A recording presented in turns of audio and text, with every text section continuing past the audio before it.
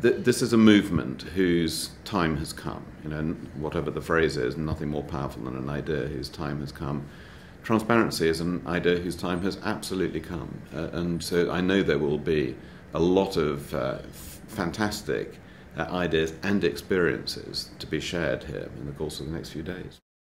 Every country starts from a different basis.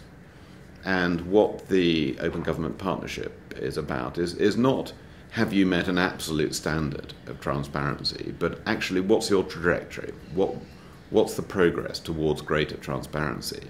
And we know that it's possible to make transparent things that don't really matter. The key thing is, are you being open about the things that do matter, releasing the data that people want to have and organizations want to have that can be a feedstock for new businesses and new enterprises and creating new jobs. We want to be pushing more data out while being quite rigorous about protecting the privacy of discussions and advice which needs to be protected so that the advice can be very candid and open and frank. That's really, really important. What I think we need to get accustomed to being more open about is being open about the evidence on which decisions are made.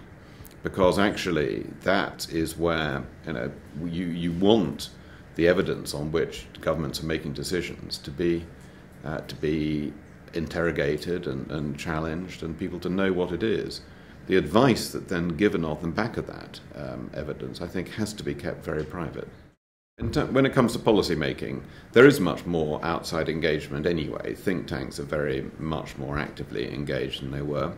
The idea of sort of contestable policy making has been advanced actually by a number of senior civil servants. Gus O'Donnell was keen on it, Jeremy Hayward has talked about it as well, and I think there are interesting possibilities to be thought about there. At the end of it, though,